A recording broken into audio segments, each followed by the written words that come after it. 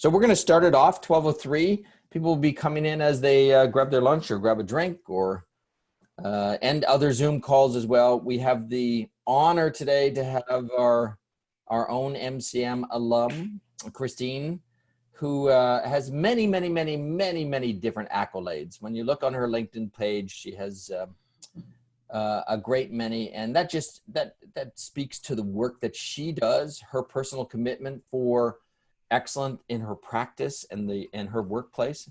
She was named a Woman of the Year in the profession by PR Week, correct? PR Week, that was a couple of years ago. She's won the Page Society.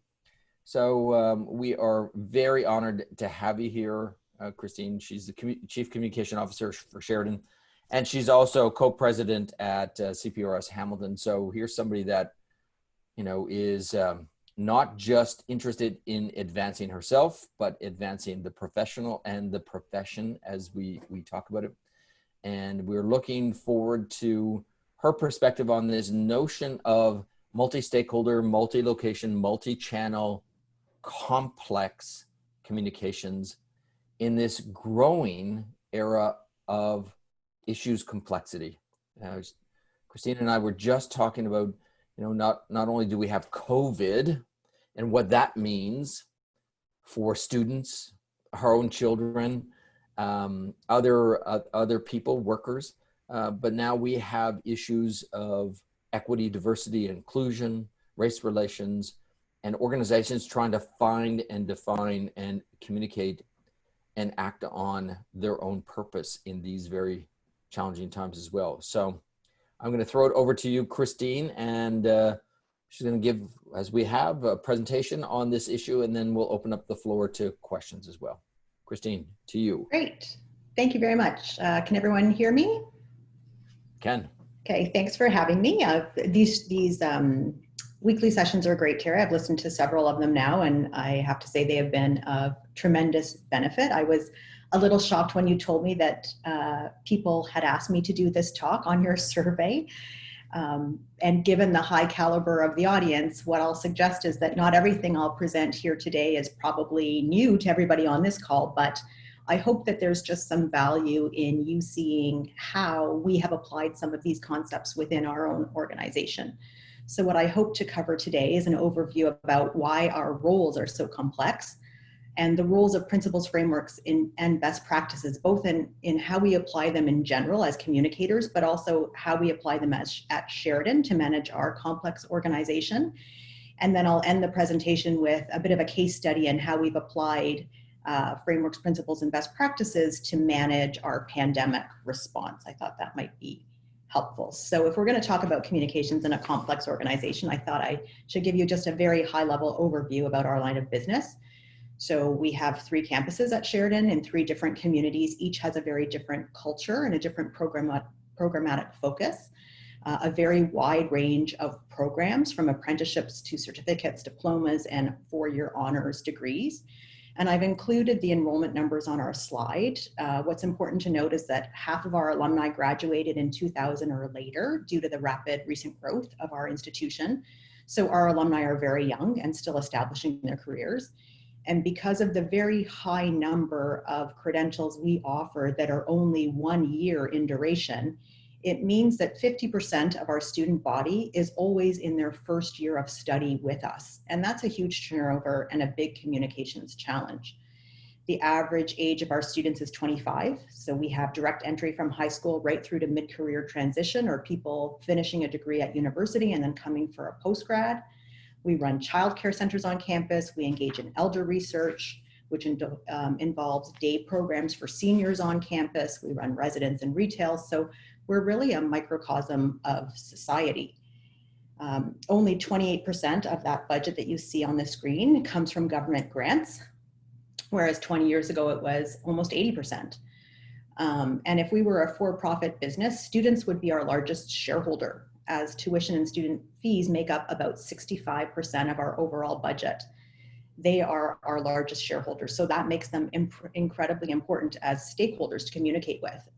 And I say we're dynamic and entrepreneurial for a few reasons. our mandate at a college, different from a university, is to prepare students to find employment. So all of our credentials are applied and career focused. Our KPIs center around employer satisfaction, the percentage of students working within 6 months of graduation. All programs have professional advisory councils that consist of industry leaders who provide input on trends and help shape the curriculum, unlike a university where really the curriculum setting is done by the professor. We're entrepreneurial because we have to be. Domestic enrollment is flat and colleges can no longer rely on international enrollment only to fill the void. So I'm a big fan of Simon Sinek's work, this notion of starting with why, which really talks about the power of understanding and communicating why you matter and not just what you do. And for Sheridan, we really exist, and all post-secondary institutions exist, to foster personal and professional transformation for learners. And as an organization, we're also really an important convener of people and ideas in a community. So we're really an anchor or a pillar. So to live up to our purpose as communicators, we perform strategic and complex roles. We're stewards of the reputation, champions of the mission, monitors of the competitive environment, and liaisons to many of its constituencies. So first, really sort of this notion of being chief guardian of the reputation. As you will have known from MCM, reputation is an intangible and perceptual asset that lives in the hearts and minds of stakeholders. And it really is the sum total of people's expectations of our organization based on their past experiences with us and their future expectations of us and our performance. And PR is really concerned with understanding, measuring, and responding to stakeholder opinion, which is exactly what reputation is. So if branding, which we're responsible for as well, is about telling our story and our value proposition and our purpose to the world, then we can look at reputation as the mirror of that, really understanding what people say about us when we leave the room. Does it entail? And so what does that entail of us? It means constant measuring and monitoring how we're doing across multiple dimensions or drivers like emotional appeal or products and services, financial performance, vision, leadership, the workplace environment, social responsibility. And at Sheridan, we largely do this through survey work, which we contract out to Leger. Second, we steer and manage the organization's social conscience and champion the mission. Essentially, we help define an organization's values and character and purpose. So it's very important work, of course, because when people understand, accept, and identify with your purpose and your character because they see their own values reflected in it, it really helps people to make sense of an organization, which generates trust. And being deemed worthy of trust is what motivates people to advocate for your organization. So it's incredibly important work. We also need to make sure that our organization's actions match our rhetoric because of our values have to be practiced, not just preached. That we need to make sure that we're behaving responsibly, transparently, and with the interest of all our key stakeholders in mind. Because if we don't, as you know, a reputation gap develops when we're not talking and walking the talk, and then trust erodes. So how do we integrate these sort of two ends of the continuum? That takes me to the third notion of us being a business leader and counselor. We help leaders across the organization understand the external forces and how they shape society, which can drive the need to change our structures or processes because of changing circumstances, as sort of Terry just referenced with EDI, or simply to live up to our values. And we're also an integrator. We do a lot of work to connect the dots on large corporate initiatives and fuel strategic priorities. So we tend to work with a lot with organizational development on employee engagement and culture change. We work with our planning and analysis office on strategic planning and innovation. We work with the IT department on building digital engagement platforms for employees and students, with HR on talent acquisition, and the list goes on. And most recently too, with our EDI area on both CEO and brand activism, and also on climate surveys.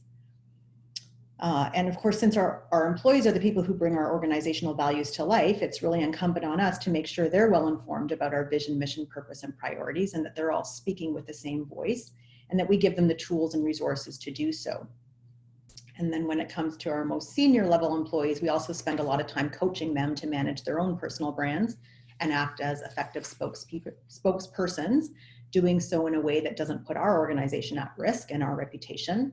We have a strong role to play in speaking truth to power and managing organizational issues and crises, determining when to act, when to stay silent, what to say.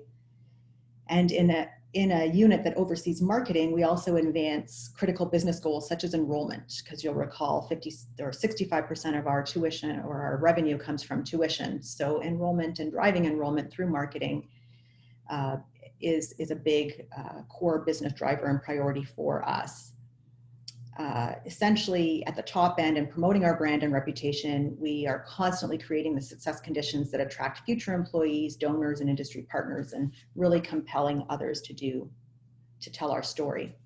So as you have heard, our roles are demanding and complex, our organization is complex, and the communications needs are complex, which is why I'm a firm believer in principles, frameworks, and best practices to sort of manage that complexity, which is kind of getting into the core meat of the presentation. So starting with principles and frameworks, I'm a huge believer in them. It helps to keep us grounded and consistent and responsive and effective and to act quickly.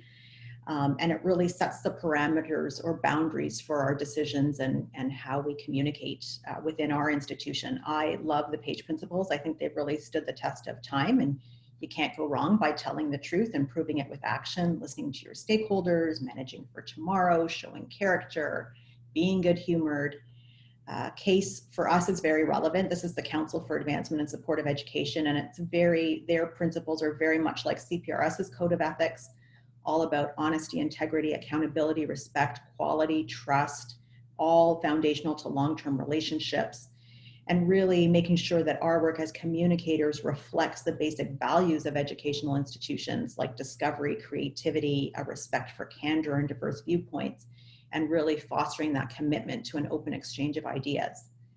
These ideas are also really echoed in the Melbourne Mandate, which many of you are probably familiar with, a call to action that suggests that PR professionals really are the ones who need to define and maintain an organization's character and values, and build that culture of listening and engagement and instill responsible behaviors by individuals and organizations.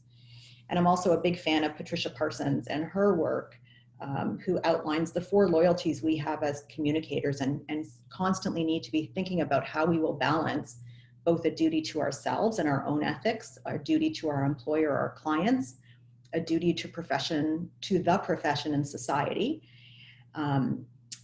To the profession and society. And so all of that is really important framing. But beyond principles and frameworks, there is also some best practices that we can turn to, which I've sort of bulleted on this slide. And we strive to live up to these in order to create quality, consistent work in a very complex organization. Because we're an integrated marketing and communications department, the updated PESO model by Jeannie Dietrich at Spin Sucks really works well for us. And our team is responsible for just about every element on this chart that you see, apart from directly being responsible for community relations and events management, although we certainly support those lines of our business as well, and also alumni and advancement. We're big believers in goal setting and both quantitative and qualitative measurement of all our channels, and really striving for outcomes and not just outputs to show the impact of our work. We have robust brand standards, which help us in a distributed organization where we don't have enough staff necessarily to centralize all communications and really rely on a partner network to help us communicate what Sheridan is doing, and to make sure that it very clearly looks and feels like it's coming from us with one voice. And then within our own team, we have defined rules about authorship and approvals of our own communications assets, as well as protocols for escalations to other areas.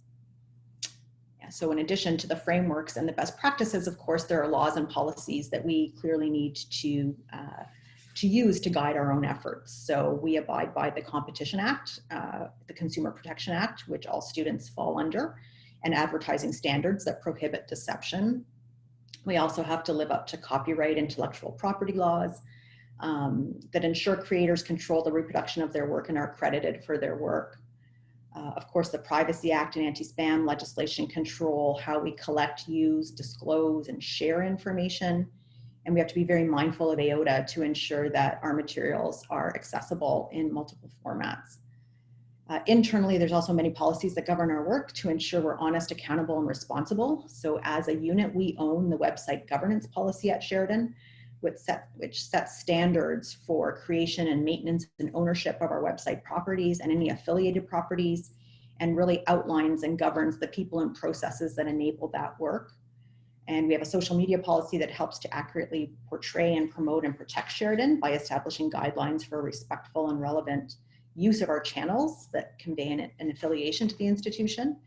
And we're just about to formalize a brand policy in addition to the standards that we own. So of course, it's one thing to personally subscribe to frameworks, principles, and best practices, but it takes a really concerted effort to apply this thinking and have it adopted and rolled out across an entire organization. So in order to practice PR, communications, and marketing strategically, and for us to live up to our purpose, promises, and standards, I've just outlined some of the committees that I'm on at Sheridan. Most importantly, I have a seat with the other VPs on our Senior Executive Committee, which is PVP. We meet weekly. We're the budget committee for the institution. We set organizational goals and priorities, and we're accountable for organizational performance. We also approve all new policies. Our Enterprise Risk Management Committee is a pan-institutional body of senior leaders, each of whom owns a particular risk. And we come together once a month to monitor and assess risk threats to our institution. That could be anything from enrollment, government changes, regulatory changes, leadership, legal issues. The model we use was built by Deloitte, and it was very corporate. And when we started, had no dimension for monitoring the health of our relationship with our publics in order to gain trust. I was able to advocate for and succeeded in having reputation added as a key risk factor as opposed to monitor on an ongoing way, as opposed to the original model that just said a good reputation would be just the natural outcome of protecting risk, and that there wasn't anything that we needed to do to foster it, and have successfully advocated to have my position listed as the risk owner. The Administrative Policy Committee is a committee that vets new policies and recommends them to the President and Vice President's group for approval. So this really harkens back to that notion of the Chief Communications Officer as the social conscience and enabler. And if you want to make sure that your organization's policies live up to your values, you really need to know what your policies are and fix the ones that don't suffice. A policy and a process is really organizational decision-making in action codified. Every decision an organization makes sends a message, and together those messages tell a story and paint a picture about what kind of organization we are. So if you don't like the story you're telling, a really good place to start is by looking at your policies and what needs to be fixed. Communications also has a seat at the Sheridan 2024 table, which is our steering group that oversees the development and execution of our 5-year strategic plan. And we're also responsible for ensuring that every business unit has 3-year business plans across the college that are aligned. It's responsible for writing our strategic mandate agreement, which is our operating contract with the government. So we outline our areas of distinction, differentiation, enrollment growth. And then that also flows into other pan-institutional plans like our campus master plan, which is a roadmap for our built environment for the next 30 years, and an institutional health and wellness plan. I have a seat at the honorary degree committee. And this is the highest honor we award as an institution. And because it's prominent and outward facing, we want to make sure that what we signal with this award really lives up to our values and doesn't contravene stakeholder opinion, which is why it's important for communications to be at that table. And then we have a rule on time-limited or task-oriented institutional committees that are mandated by government. So most recently, there was one in Ontario to establish a freedom of speech policy for all institutions. Before that, every college and university in Ontario needed a standalone policy for the prevention and reporting of sexual assault and sexual violence. And because both are such high stakes in terms of public discourse and media attention and the possibility of error causing reputational damage or financial consequences to the institution for noncompliance, again, it's really important to advocate to be part of those discussions. So that's a whole lot of work. And of course, all of that takes a team commitment. So I thought I might take you through a little bit about our structure and people and areas of focus and try to delve into how we tackle this amount of work. Our team consists of 28 full-time and 5 part-time employees who leverage that full peso model that we talked about earlier. The green boxes are director level positions, one for marketing and brand strategy and the other one for communications. The blue are managerial level positions, and the yellow are really our full-time and part-time support staff. In addition to PR and media relations, we have an in-house creative studio, a website development team, a media buyer, user experience and user interface designers for the web, SEO and paid search specialists, email marketers, editors, writers, content specialists, and our social media team. When I added it up, I was pretty impressed to learn that we have 34 decades of direct work experience if I look at everybody's tenure in the industry. And our staff hold master's degrees in journalism, communications management, education, information science, computer science, masters of business administration, media production. They're also APRs and PRKs and registered graphic designers. Our entire team was involved in creating our own unit's business 3-year plan that maps up to our strategic plan, which means their work is really focused and consistent, and our priorities are clear because they were all involved in creating our business plan. We also run our own digital asset management library, which is staffed by our librarian. So our person who has a master's degree in library studies helped us to set that up, who knows a thing or two about cataloging. And that really allows us to rapidly build and launch campaigns in a cost-effective manner because we can pull assets from that. In 2019 and 2020, our budget, including salaries, amounted to 2% of the institution's overall budget, with the majority of that being flow-through money for advertising and marketing to be run campaigns and market, which, as you know, gets chewed up very quickly. The higher education benchmark is anywhere between 3 to 5%, so we know we're underspent, but I'm happy to report that we are moving upward in the right direction with some recent investments that are coming in to help us relaunch and refresh our brand. And in the past 2 years, we've handled over 1,500 support requests from across Sheridan beyond our own deliverables to through the creative studio and through helping other areas manage web pages and content.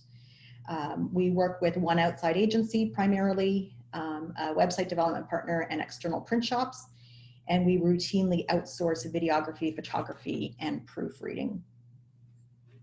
So we also work extremely closely with our registrar's office where recruitment admissions belong, and it's not unlike the private sector organizations where sales and marketing are separate. So we take care of marketing, but sales in an educational institution really is admissions and recruitment, and that falls in our organization to the registrar's office. Our website is our prime marketing tool, so we also run brand campaigns and advertising campaigns, both in digital and social media spaces, as well through out-of-home properties like billboards or bus shelters or bus backs or cinema ads and print. Really, our team focuses on the top end of the funnel, and we support the registrar's office towards the middle of the funnel to help target qualified prospects and leads with things like view books and recruitment materials and designed offer packages and targeted email marketing campaigns and video messages from deans and program coordinators, virtual tours on our website, and a whole lot more. Once our students are here towards the bottom end of the funnel, we play a big role in communicating with our student body through email, events, social media, and a new portal that we launched earlier this year for employees and for students. So I won't spend a lot of time on these slides, but just to give you a sense of the core work that we're doing, one big bucket of work is really about enrollment marketing, as I've mentioned, and everything we do from market research through to promotions and our social media just to promote our educational offerings. This slide really talks about branding and PR and reputational raising, what we're doing to build affinity, demonstrate our identity and our brand promises, to build and sustain reputation. That gives you just a little bit of sense of what we've got on the go. And then these two last buckets are really about our internal communications effort for both students and employees, as well as the administrative work that helps keep us organized and on track to do our work. So it's really granular to what we do, but just to kind of show you how we map it out, I thought it might be helpful. What might be more valuable in terms of something that others can take away is what we do to equip our team. And I thought I'd just put together a chart that depicts our tech stack. So Hootsuite, many of you are familiar with, that's the channel, that's the tool we use for social media publishing, and Brandwatch for monitoring. Mishguru we use for scheduling and analyzing our Instagram stories. Cision, of course, is for traditional media monitoring and distributing our news releases. Our external facing website is Built-in Sitecore, that's our CMS, and we have content owners across the college who can publish. Folion is a software that allows us to create interactive web content like digital view books or flip books. We use it to animate things like annual reports and embed video, things that we can share on social. Animoto lets us create short animated videos in-house, primarily for social media. We use Canva for design social tiles and also to create templates for other areas of the college for simple projects like postcards or brochures to ease time pressure on our creative studio and allow people to do things that live up to brand standards for themselves. Our employee and student portal that we just launched is built in Drupal. Trint is our transcription software. It's really great for documenting interviews for storytelling and as a shortcut for creating captioning on videos to live up to AOS standards. Workfront is our project management queue and ticketing system where we assign projects to different team members and track the project status with our clients across the institution. Widen is that digital asset management system I spoke of, really a searchable database where we maintain our photography and our video work and label it and tag it so we can find it. We have a pretty strong commitment to not use stock photography ever in anything we do. It's really original photography because we teach photography. So we need to be mindful and live up to what we teach as an institution. And we primarily try to hire photographers and videographers who are grads of our program. And then we use Slack to share info and communicate with each other quickly, and Microsoft Teams for larger meetings, especially with people outside our department. Professionalism is also really important to us, and to work cohesively in a unit where we need to be planful and proactive, but also highly agile and responsive to changing conditions. So much of our success depends on our cohesiveness as a team, which really speaks to professionalism. So the graphic you see on the screen is our own guiding principles that form the basis of our decisions and actions that we work on to support the interests of Sheridan. And for us as a team, and we co-created these as a team of 28, really we're focused on open and honest communication, collaboration, continuous improvement, and respect. And we grade ourselves bi-monthly at our big team meeting through an anonymous survey to keep us honest. And I'm proud to say that for the past 2 years, we've scored between 7.5 and 8.5 out of 10 consistently across these dimensions as that sort of pulse check to check in on how we're doing. Our non-unionized staff at Sheridan participate in performance assessments. And what I like about those is that they don't only measure what we do and our goals, but they also include 6 leadership competencies for their emotional intelligence and other dimensions and sort of how you go about getting your work done. And then last year we sent about 70% of our team to a conference to further their learning. And finally, we benchmark ourselves by entering awards competitions or presenting at conferences and publishing case studies. And also we maintain memberships in professional organizations and participate in communities of practice. So we belong to a guild of CCOs and CMOs and polytechnics across the country where we get together several times a year in a moderated way to share best practices and learn from each other and really challenge each other to be better. So what I thought I'd do for the next, maybe last 10 minutes of the presentation is bring this all together in a mini COVID case study of how we've led our response as an institution through principles and frameworks and best practices. So Sheridan, like everywhere else in the world, is facing, this very serious, deadly pandemic simultaneously with a global financial crisis, really brought on by the spread of COVID-19, and that's really erased the business as usual rules for us and for everyone, and it's forced us to rethink the delivery of our operations. as the pandemic conditions and directives from a variety of regulators continue to evolve, we have to rapidly reshift and regear and pivot, which is, again, where frameworks really come into play. As you can see on the slide, our response, our communications response, I've written up as a 16-month strategy. We activated our Emergency Operations Center early in January, but the active crisis really began right before March break. And within 24 hours, it was like a domino where every post-secondary institution announced a 1-week hiatus right before March break to retool and reswitch to remote delivery and get learners through to the end of the term in April. And right now we're in the middle of the recalibration phase, which is about delivering our spring-summer term effectively. We have 8,200 students enrolled from mid-May to mid-August. And simultaneously, we're trying to prepare for the fall term, which begins on September 14th. And so while we show post-crisis reflection and review at the end, we are continuing to document, reflect, and iterate and archive at every stage of transition while these memories are really still fresh.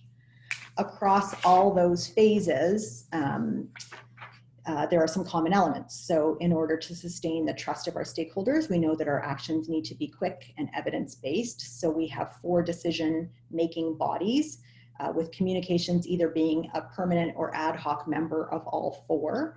The provost and decanal team is really the dean of the faculties who are responsible for academic planning, program delivery, what can be delivered remote versus in person, upholding standards for quality and integrity of our core product, which is our credentials. The operational EOC includes the directors of units like facilities, scheduling, technology, IT, HR, and so forth. We've created a new group called the Galvanizing Education Hub. And we took that name after our strategic plan, which is called Galvanizing Education for a Complex World. And they are essentially a task force team charged with ideas for enrollment innovation and reviewing what worked well in the winter with the flip to remote delivery that can be replicated or improved on for the fall. And tying it all together is the President and Vice President's Committee at the Nexus, really the policymaking body that also has cross-representation on the different committees. And we have guiding principles that the teams use. So our priority as an institution was to establish guiding principles for decision-making to ensure fairness and consistency and timeliness, which is really especially true at a time when everything feels unfamiliar, unsettling, or unnerving. And as much as they helped us with the winter term delivery, they're also critical in helping us get through the spring term and launching the fall term. And we feel that as long as our decisions can stand up to this yardstick that you see, we can execute communications and our decisions in really an open, honest manner, and we'll live up to our promises. But beyond principles for how we're responding to the pandemic as an institution that the 4 decision-making bodies use, I've also created a set of communications principles for this pandemic for across our institution, really based on those codes of ethics and principles of practice that I outlined at the beginning of the presentation.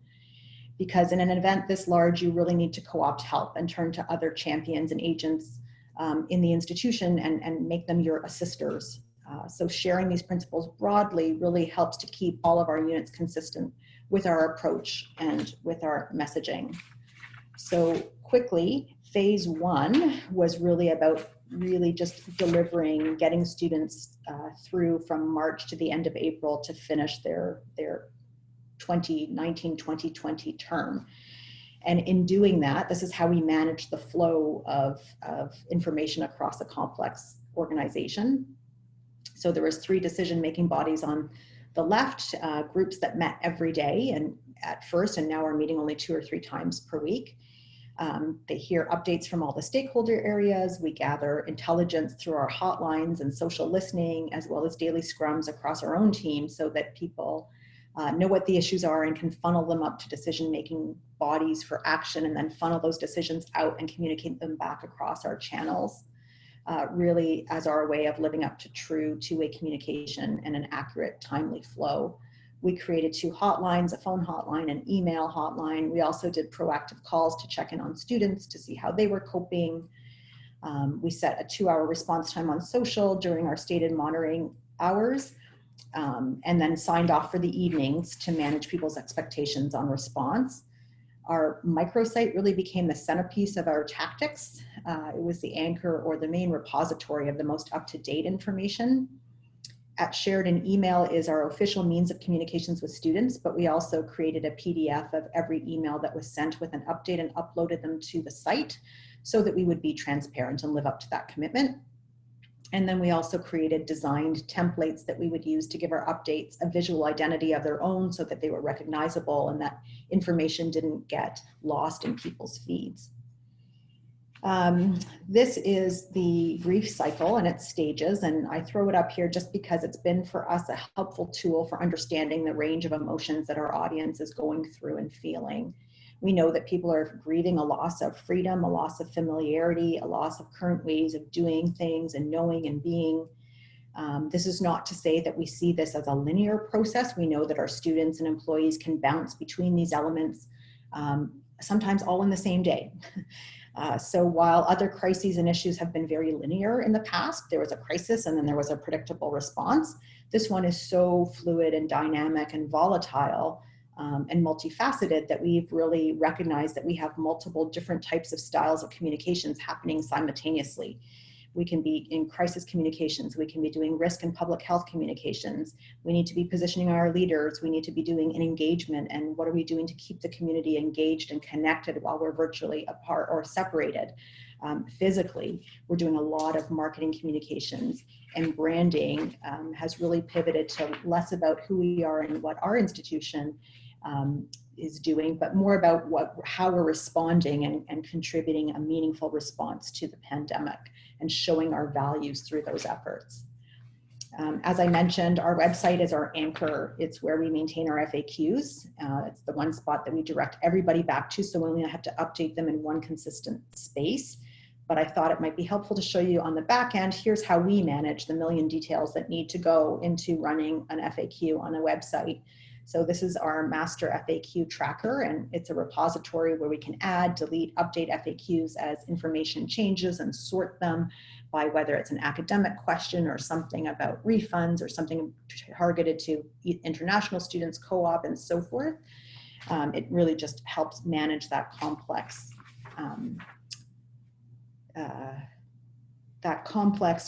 process of gathering and collecting and confirming details right across the institution. And then part of phase one was really also about sharing what we were doing that was the positive news stories, either about what our professors were doing to be amazing professors with their classes, or how we're printing face shields in our labs for local hospitals and health centers and long-term care centers. As I said, it didn't feel right to market ourselves and our programs overtly right at the start of the pandemic. So instead, we talked and started telling the story about what we're doing as an institution to contribute to society's response. So to wrap things up, I thought I'd just spend a few minutes talking about where we are now in pandemic response. And this is the recalibration and innovation phase that runs from April 18th, which was the day after the last term ended, until September 13th, because September 14th is the start of the new academic year for us. So this phase really is about keeping Sheridan sustainable for the long run, which hinges on maintaining strong enrollment numbers for the fall. And to help Sheridan sustain a new stabilized state and emerge stronger, we've kept the same core 4 decision-making tables, charting our path to that transformation. We belong to a council of 24 Ontario colleges, the presidents of which have endorsed a framework that was developed together, calling for a gradual lifting of restrictions as the province moves along its roadmap to reopening. And it really places the responsibility on each college to have an operational plan that outlines how we will manage the safe opening and operation of our campuses. So our plan is really aimed at creating the necessary infrastructure to minimize the risk of disease transmission, to deliver an optimal student experience, and to avoid cycles of opening up and shutting down. We've mapped out a targeted sort of staggered reopening of our physical spaces that provide access to different target populations. So right now we're only open to essential workers and researchers contributing to the pandemic response efforts. Soon we will be opening to faculty and staff to do drop-ins to prepare for their fall term delivery. So maybe getting into a lab to videotape a lecture or how equipment is used. and then eventually to identify groups of students and all employees and visitors. We've announced that for the fall, any course that can be taught remotely will be, and that on-campus in-person delivery will be reserved for the programs where learning outcomes or evaluation isn't possible without in-person delivery. So as I said, a big focus for us now is really about marketing and sustaining fall enrollment. Most studies are projecting a 20% drop in domestic enrollment and 40% drop in international student enrollment. And that's the modeling that we're preparing for or planning for, sort of expecting the worst, but working really hard to turn that around and prepare for better. Because as you will recall, tuition is really the largest revenue source for our institutions. So it's very important to us to sustain enrollment. In prior years, we would have spent this summer period talking to summer, talking to new students who have multiple offers from different institutions, trying to convert them to apply and to pay a deposit and to enroll and register at Sheridan. But this year, we almost need to re-recruit returning students, sort of people coming back to their second, third, and fourth year, because there's a lot of uncertainty. And they're really waiting to hear what the program and delivery options will be like before committing to continue. So essentially, a lot of our efforts right now are convincing students that post-secondary is a better option than a gap year. And for high school directs, it's about what you experienced in grade 12 as this emergency shift to remote is not the same as what you're going to get from professors who have had 5 months to prepare with centers of teaching and learning who specialize in pedagogy and to help them make that shift in a way that will hold up your learning outcomes and ensure that they're met. And then of course, we're still now heavily focused on employee engagement. We're just about to enclose a survey to measure employee experience with the shift to remote work and our communications and the extent to which people understand our institution's response and their role within it. So going to pretty much almost the last slide, just talking a little bit more about spring and fall term communications and what we have on the go. During the last 2 weeks of April in our response, we really started to scale back on our pandemic response from communications from our president. At the start of it, the crisis, it was really 5 days a week. It's now 2 emails a week to employees and 1 email a week for students. And then in May, when our spring term began, we continued to emphasize messages showing our compassion and concern for people's health and mental well-being, especially as the pandemic wore on, as death rates continued to soar, and the stress levels from juggling work and life for an extended period of time really started to weigh down on people, and as people all knew somebody who had lost a job. We reduced the focus on public health communication significantly during that time because, of course, people by then understood self-isolation, physical distancing, or hand washing, and communications really became informational, providing people with details about the spring and summer and fall term as they sent and searched for this sort of hope and optimism and an eventual return to normal. Right now, we're heavily focused on the fall term and basically doing 3 things for the fall term. The first, which is happening now, is really again about enrollment. So a heavy focus on marketing, advertising, PR, social, working with our colleagues in admissions and recruitment. Based on our own primary research that we've done in our catchment area of students in our age demographic and parents, and validated by 19 published research studies that we've looked at across North America, we've narrowed down that there are 5 things that students care about most in order to want to return to studies this fall. And all of our communications are hinging on communicating these 5 pillars. First is all about quality, that education will be high quality. It's not the same as the emergency remote teaching that happened in March and April when professors only had 1 week to make that pivot.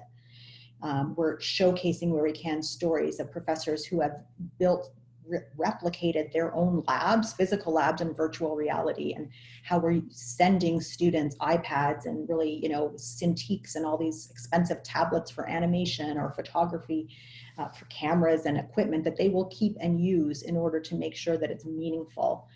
But we're also trying to show how the learning will be both asynchronous and synchronous, so not disadvantaging people from different time zones, but also in a way that includes real-time interaction with professors. The second area that we're really trying to communicate, of course, is protecting people's health and safety. If their programs require them to be on campus, Thirdly is how we'll make it affordable, given how many people have lost, parents have lost jobs and how many students have lost summer jobs. And then fourthly, what happens if students need tutoring, counseling, library help, and how all of those things are still available and will be there to support students virtually. And then students really want to know that they're not going to be deprived of important campus life and those opportunities and experiences to build friendships and join groups and clubs. So as part of that effort, we're hosting virtual faculty days where students can, and they're happening all this week, 1 day per faculty, where students can hear from their program coordinators directly to learn more about their delivery options. We're doing emails with video clips to students that explain these promises and phone call campaigns. Not only do we have a virtual 360 tour that you can take on our website to see our campus, see the spaces, see what the learning's like. You can now sign up for a guided tour so that somebody can walk you through the virtual tour online and answer your questions as you go, sort of redeploying people who used to give our guided in-campus tour or in-person campus tours. And now we're working on new video assets to show people what we're doing on each of those pillars. Of course, we're not like a grocery store where you can declare one entry and exit point. It's about thinking about all of the buildings and the signage that we need to create with our in-house studio to really show where the flow of traffic is and how we're keeping people physically separated and safe. And in terms of affordability, we're talking a lot in the next few days. We will be launching something more publicly to talk about what we'll be doing to make this a little bit more affordable for people. The second sort of, or the ongoing program marketing in the fall term really is about a communications priority going forward to be really mindful about how can we promote the programs that we have that are especially critical to society's response today, whether that's our applied health programs, cybersecurity in a virtual world where we're all connected, and thinking about Zoom bombing and all these things. Where is the opportunity for our institution to be able to show leadership in the programs that we offer? And finally, we're continuing with really important work to refresh our brand, and that work was well underway before the pandemic began, because it was really trying to refresh our brand to live up to the promises of our new strategic plan, and that work continues, and hopefully we'll be ready to do a bit of a soft launch later this fall with a broader public, large-scale, more celebratory launch in January. And that takes me to the end. And I hope I've left some time for questions. I'm suddenly conscious that I've been talking a lot. Christine, will you have some time to go over 1 o'clock? Sure, I will. Okay. Yeah. So, because there's a number of questions that have come up. But thank you very much. I feel like we've just had a master class on how to orchestrate structure and then execute on a multidimensional front like you've talked about it. So I'm glad we've had this recorded. This might be future learning for PR management class for in the program, but tremendous leadership that you've displayed in pulling this all together, and evidence-based, leadership-based, really outcomes-based as well. So couple questions. Rob Esselman asked, he said it wasn't clear to him whether the model of decision-making that Sheridan used was part of an emergency response plan or just an evolution of your typical decision-making. Did you have a pandemic plan that you played off of? Yeah, we had a pandemic plan that was originally written for H1N1 and that was updated. We've also taken different crisis response plans and updated it. So we had a base to start with. We've all done training in incident management system response and sort of how to set up an EOC. So on the core sort of Sheridan's response and how we're physically responding with facilities and, the operational manner, that really falls to the EOC. In an EOC structure, you need a policy-making body. That's our president and vice president's group. The new thing that we've created for this is just making sure that, because so much of this is about our academic credentials and how they will change, we need the provosts and the deans at the center of the decision-making too. And the new piece that we've added really is that galvanizing education hub, which is really about innovation and what can we do to make sure we don't fall soft on enrollment. That's really their core focus. So it's been a bit of a hybrid of it all. Josie asked, were there any discussions about reducing tuition fees to entice students?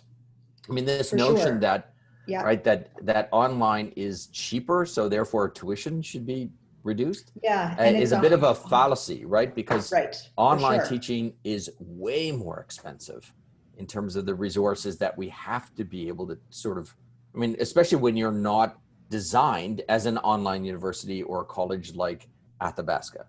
Yeah, absolutely. And really our tuition is set on course delivery, and the course delivery is a factor of the professor's time and the knowledge that goes into building the course. So that doesn't change regardless of the delivery mechanism.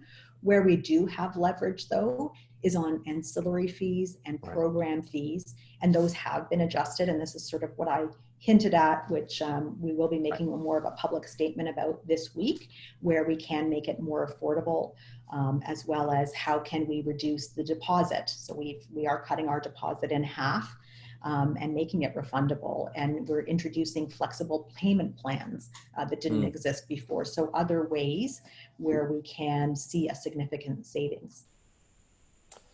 That flexible payment fee thing is an issue that has been brought up in our program as well. Some of our current students are saying, how, what my spouse lost their job. How can we, I don't want to step out of the program. How can we do that? So it's, it's challenging the organizations to really think creatively, differently, student centric about some of these issues. And, I think those that are going to be those that are in alignment with those multi-stakeholder groups are going to fare better than those that, sort of throw up the walls and say, hey, this is the way we do that, or we're not, that's not a priority for us. Right. So that'll be interesting. And another question, are you doing any internal comms with faculty who are pushing back against new instructional delivery models? So a lot of the internal comms that we're doing have been to share resource guides. So our Center for Teaching and Learning, in concert with our library and learning services, have created really robust guides to help academics flip their curriculum in the way that it needs to be. I think a lot of that communication is really happening through the provosts, and the provosts down to the deans and the associate deans and the program coordinators. So I don't get heavily involved in those communications internally and preparing those materials. We certainly have made mention of them and directed our academic colleagues to our portal where all of that stuff exists. Generally speaking, though, they're committed. They're industry professionals themselves. A lot of them have one foot in industry. A lot of them have their own professional designations and accreditations. And, by and large, obviously it's not, nothing is ever 100% at any organization, but there are a lot of really fantastic professors who care deeply about their profession, and they take their obligation to train future people for that profession really seriously.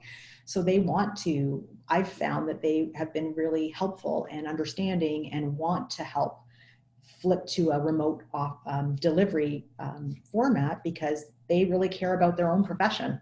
And anybody who's coming through into that profession as sort of the next generation, they want to make sure they are very well supported and well trained.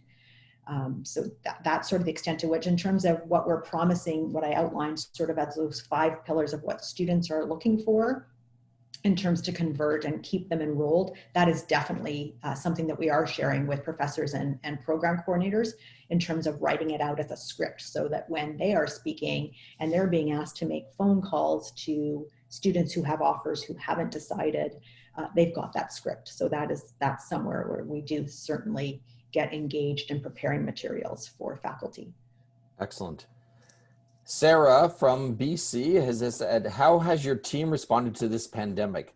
Have you found that they've become more or less engaged? And how have you supported them during the response, particularly given it's been remotely? Yeah, so we were very fortunate in that we had already about 2 years ago piloted twice a week work from home as a team. the institution was interested in looking at this, we sort of raised our hand up to be a pilot because with people who are creatives and web designers, they're used to that type of work style.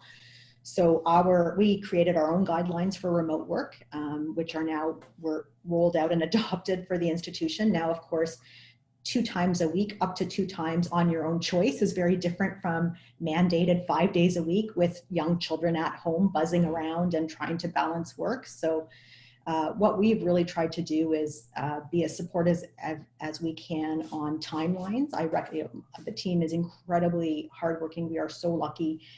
We're working well virtually because we were a tight-knit team already, which in part is from things like frameworks and principles and our own employee engagement survey and involving our team on creating our business plan and our employee engagement action plans.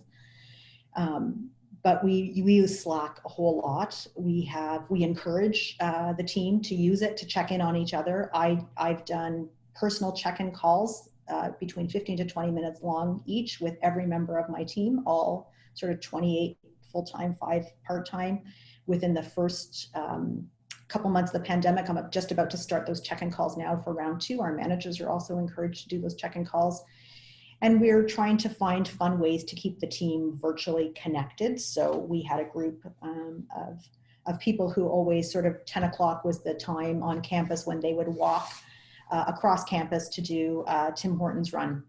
So we've set up in Slack a coffee channel where at 10 o'clock, anybody who's available can hop on the coffee channel and bring their own coffee and just stay connected as a team because as we all know, it's like preaching to the converted, relationships matter. And our strength as a team virtually is really born on the strong relationships that we have that need to continue to be cultivated any way we can.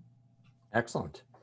Philip says, Christine, this is an outstandingly comprehensive and thoughtful communication plan. Well done at showing when and how Stratcoms can integrate with organizational and client needs in a dynamic situation. Well done. Bree from Calgary says, how do you share the insights gained from your commitment to measurement with the decision makers? What approach works in terms of influence? In terms of influence.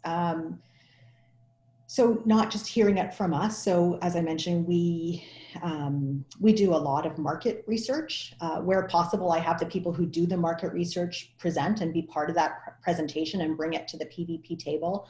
I'll frame it, I'll set it up, I'll talk about why it's important, what we're doing. But sometimes it's nice for people to hear something from an outside expert or consultant. I found that works. Routinely, we sort of once a month do a summary of outputs or things that we've done, a roundup of where Sheridan has been in the news, any positive mentions that we've gained, just to keep people aware of sort of our productivity, but also our impact. For the bigger campaigns that we do write them up formally along sort of that race formula of a communications plan with targeted goals, meta-level goals, and SMART objectives. The reporting on which I will share with the PVP group, that really is helpful. In terms of really having influence, if I have to be honest, I would say that entering awards and sharing not just the successful awards, but really showing the feedback we get from judges. Again, we're a academic institution, so people understand that concept of peer review. And people who are all PhDs, and peer review is a big deal. It's very important to them. So if I can show how others are reviewing our work and what we're learning in the process and how we can apply it differently next time, to show why I need them on board and I need their support in order to allow me to pivot and keep pushing different boundaries and try new ways of doing things, that helps. Every time that we are successful and that we benchmark ourselves and we can show a successful outcome, that we have won an award, I do find, again, that external peer review, validation, and credibility just goes a really, really long way in getting us resources. So if I sort of map back when I started at Sheridan in 2013, marketing was completely in a different division. There was myself and one communications person who was a media relations officer who, before I got there, when there was no director of communications at that time, reported into marketing. And it's been a slow and steady grind to remind and kind of convince people of our efforts and the impact that we can have. And every time that we continue to do good work that got recognized externally, I was more successful in putting forward budget requests for new positions. So there, for me, it has been a very direct correlation between the two. Evidence and success, right? So that's a tremendous thing. Sarah Toomey, a couple more questions still to go through. Sarah Toomey asks, have you heard from other colleges, universities to share strategies, best practices? In particular, I'm thinking of the approach towards resuming classes in the fall, winter. For sure. We belong to a community of practice where we share these things constantly. There's a few higher education writers, Alex Usher, Ken Steele come to mind. I read their blogs daily to see what institutions across the country are doing. If anyone's not reading what Ken Steele's done in its Eduvation blog, he has mapped pandemic response across 80 institutions across the country and has a whole master tracker on this. It's really quite comprehensive work. What we need to be most mindful, though, of course, is that the pandemic recovery really depends on the region. So what might work for North Bay, even though they might be a college the same size as ours, won't necessarily work for us in the GTHA, where we're not part of phase 2 of the reopening framework in the province of Ontario, for example. So definitely looking to other institutions. So our president sits on a table of all college presidents, 24 presidents in Ontario. Our provost sits on the same type of a table, so does our VP Finance. So we're constantly hearing from different pockets and benchmarking and trading best practices with each other, but really trying to be mindful that at the end of the day, it has to be local for our community too, in terms of what we're doing with our response. Lots of great love on the chat line for you. So this is something that has resonated with a lot of those that are on. What has been the direct communication level between the organization and the provincial government? Is that systematic? Mary Sheridan has it. It is. So mostly it's our president talking to the Minister of Colleges and Universities. He loves texting, actually, as she's discovered. So they text back and forth a lot. He's also got kids, which is really nice to hear because he sort of understands education from that lens. As a college sector, a little bit different from universities, we don't have our own independent active legislation that allows us to operate. We collectively are governed under one piece of legislation for all 24 colleges. So we have an advocacy body, Colleges Ontario, that really acts as a go-between between us and the Ontario government. So there's a lot of formalized communication happening on behalf of the collective as well. They've done talks with the head of public health for Ontario, for all 24 colleges, for communicators, for presidents to understand sort of what the directives are. I guess it's happening across multiple levels and in multiple ways. Last just observation from Oni, who is working in a private elementary school. And enrollment tuition is crucial right now, obviously, the same boat, right? Because that's the operating income that the organizations have. Some colleges, especially my region here in Kitchener, project a $65 million deficit on that front. But Wani just makes the observation from her work in a private elementary school. Can you imagine kindergarten students in face masks? Yeah. So it'll be an interesting fall. Christine, sure. we could go on. I've got a whole bunch of questions that I wrote down, but I want to be respectful of your time and everybody else's time. This has been a fantastic presentation. I really, really appreciate you taking us behind the scenes, introducing us to some of the ComTech deck that you're using, how you measure, how you keep track. And so I'm sure that people will reach out to you if they have any further questions. Yeah, absolutely. We'll share this link with everybody that are present here today, and then we'll make it public next Wednesday. I just want to let everybody know that's still on. We've got 3 MCM alum lined up over the next month. Colleen Killingsworth will talk about change management next week. Then we're going to take a break during the MCM residency. I think everybody that is involved will be focused on content. We'll come back. Gail Strawn will talk about two speakers back to back, Gail Strawn and then Sarah Goldvine the week after, talk about issues of diversity, inclusion, and equity.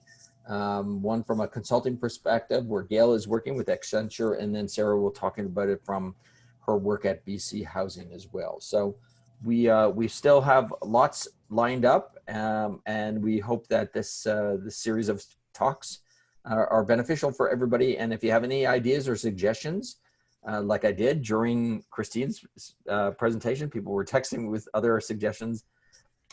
Please send those as well. Thanks again, Christine. All the best, and enjoy the rest of your day, everybody. Thank you, everyone. Bye.